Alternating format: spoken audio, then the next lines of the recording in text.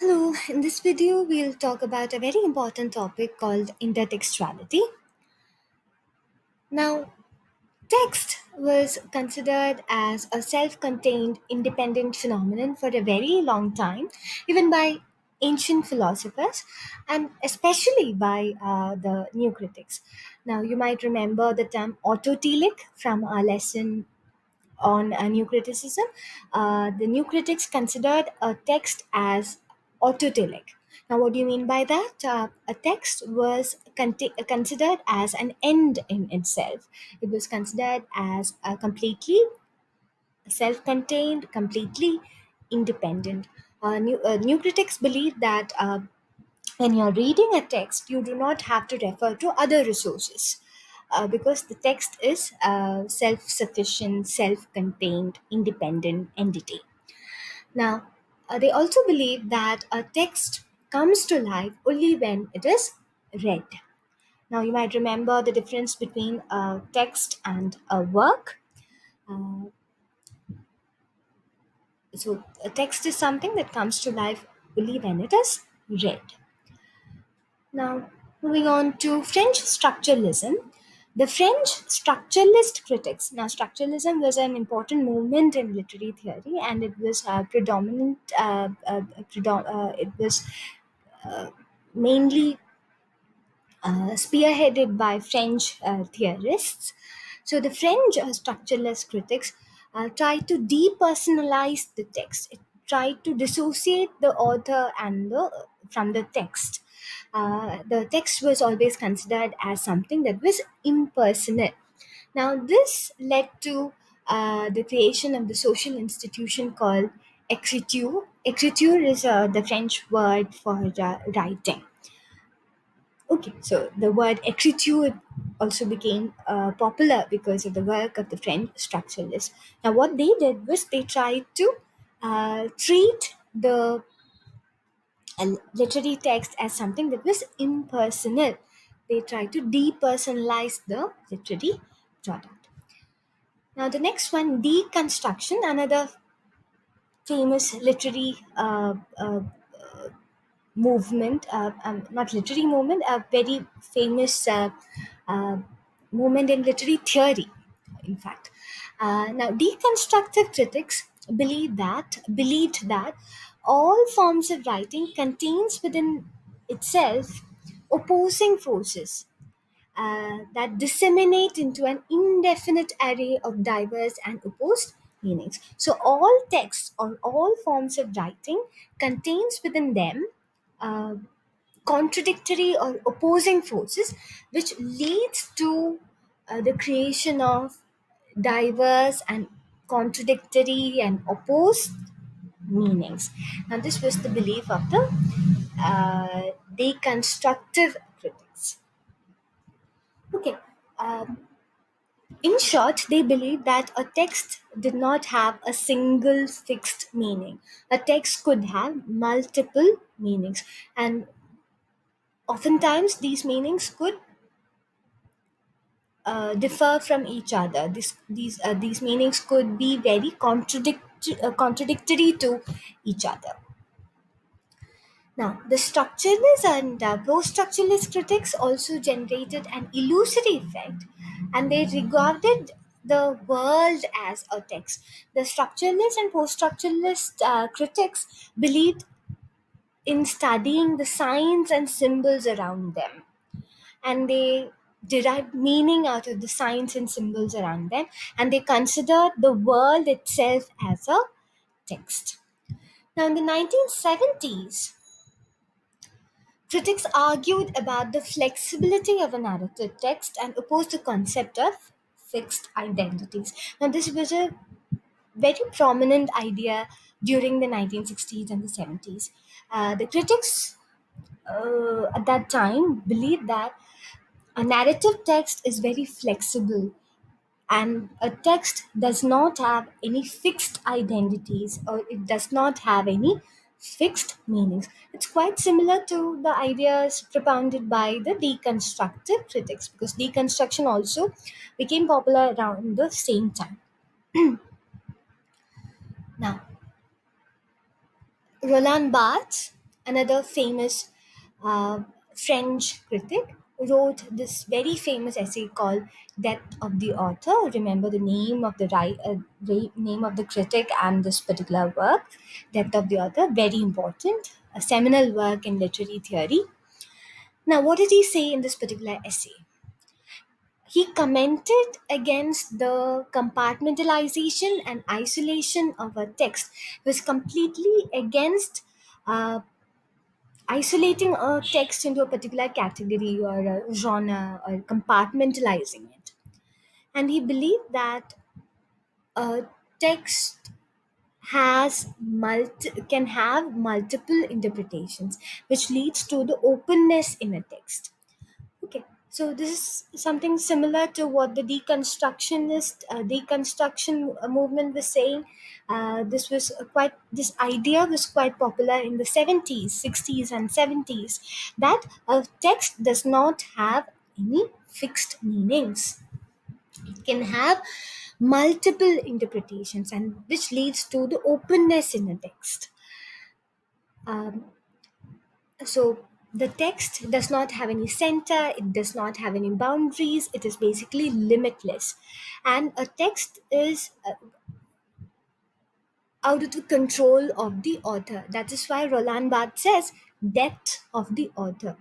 The authorial control is not uh, there any longer. It's not there. Once a work is written and it gets published, the work has got out of the hands of the author. It does not have any authorial control any longer. Uh, so the meaning of the text would be derived from by the reader. uh, for example, if I'm reading a text, the meaning that I read into that text will be very different from the interpretations that you might have, right? And it might be, and these ideas might be very different from the ideas that the author himself might have had. So the control of the author was no longer relevant. And Barth said that the death of the author was what could be seen in these texts.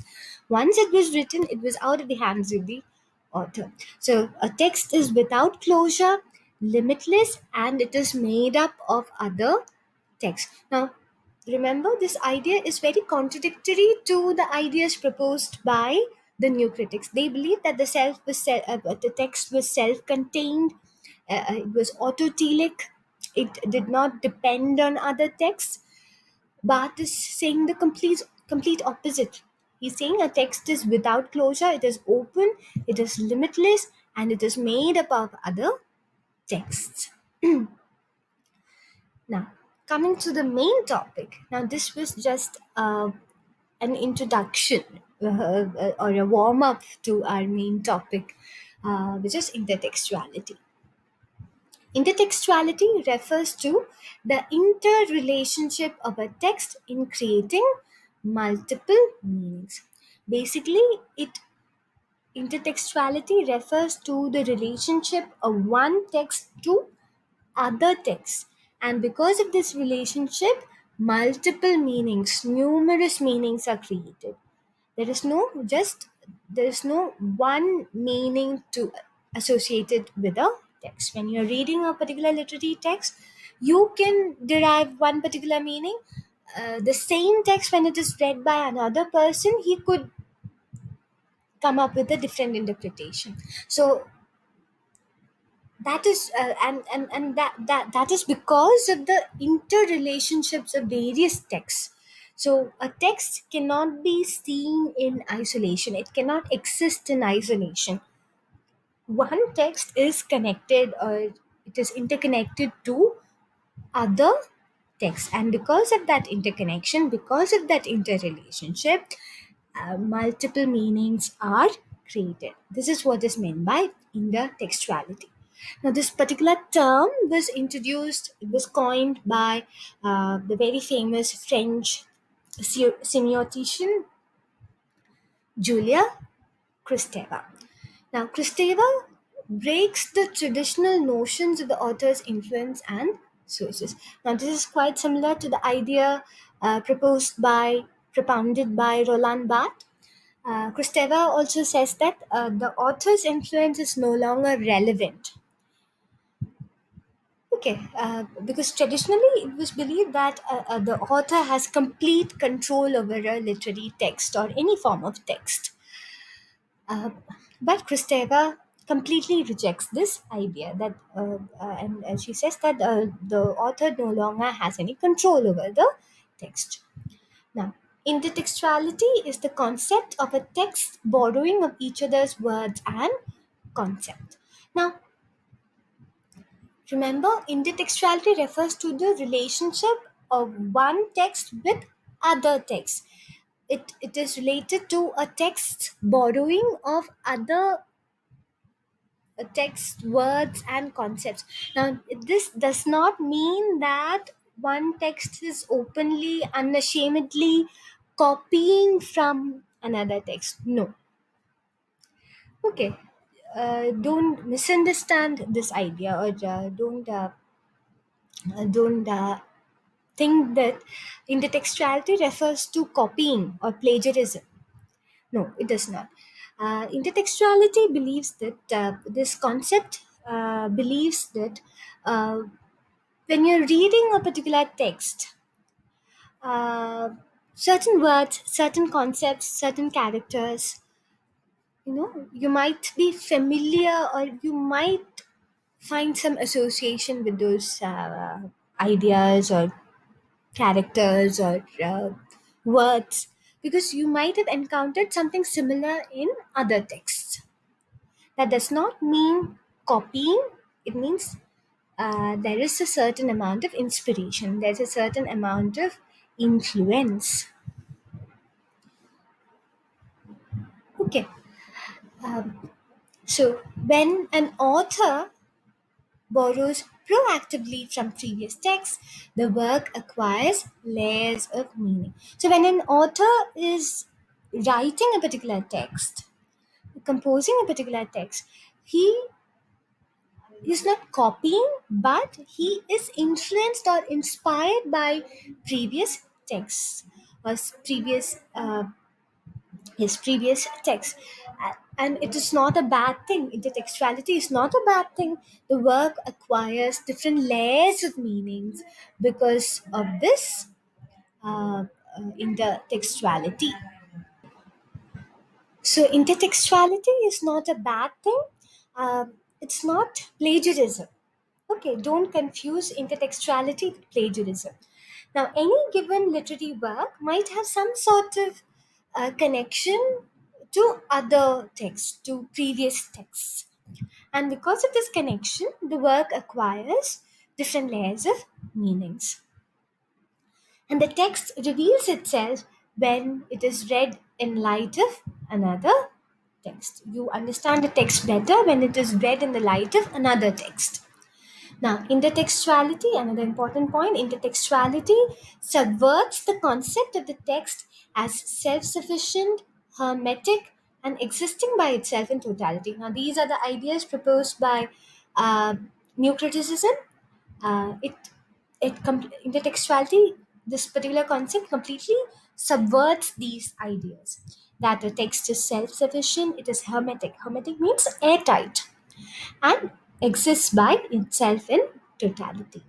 Intertextuality completely refutes these ideas. All literary productions have taken place in the presence of other texts and are therefore palimpsests. Now, all literary texts, if you take any literary work, all literary productions have been inspired by or influenced by other texts, and therefore all these literary texts are palimpsest. Now, this might be a new term for you, palimpsest. Palimpsest has two meanings. One, a palimpsest could refer to a manuscript from which the original words have been removed and new words are added. That is the first meaning. The second meaning of a palimpsest is a work that is inspired by other works or influenced by other works. So that is why Critics who support this concept of intertextuality believe that all literary works are palimpsests. Why? Because any given literary work, if you analyze, you'll find that it is inspired or influenced by previously existing texts. Now, according to Roland Barthes, intertextuality allows the text to come into being. It allows the text to come into being. You can decipher multiple layers of meaning uh, uh, because of intertextuality. Then, moving on, something related to intertextuality, Gerard Genet, another French critic, wrote this particular work called Paratexts, Thresholds of Interpretation in the year 1997. Now, what did he have to say in this particular work? He analyzes narratives and narrative devices in this particular text, in this particular book, and he replaces the term intertextuality with a new term of his own called transtextuality. Okay. Uh, Transtextuality is all that sets the text in relationship with, whether obvious or concealed, with other texts. Now, simply put, uh, transtextuality covers all the relationships that a text could have with other texts. It is very similar to the concept of intertextuality, but Janet believed that intertextuality is a very minor term. It does not cover all aspects. Therefore, he introduced this term, transtextuality. Both ideas are similar. Okay, it can be considered as both these words can be considered as synonymous. Okay, but Janet believed that transtextuality is a more inclusive term. It includes all aspects of intertextual relations. Now, transtextuality uh, has subtypes. Five subtypes. One is paratextuality. The second one is intertextuality. Third one, architextuality. Fourth, metatextuality. And the fifth and final one, hypertextuality. So, all these five subtypes of transtextuality refer to the relation between one text and the other texts. Okay, now let's take a look at each of them individually. Paratextuality refers to all the information that surrounds the main body of the text. Okay. The information that surrounds the main body of the text, and it is further subdivided into peritext and epitext. Now, what do you mean by peritext? Peritext includes prefaces, acknowledgements, dedications, even the contents page is considered as a peritext. Then acknowledgements. Uh, all these would fall into the category of text. Uh, then forwards, chapter headings, epigraphs, uh,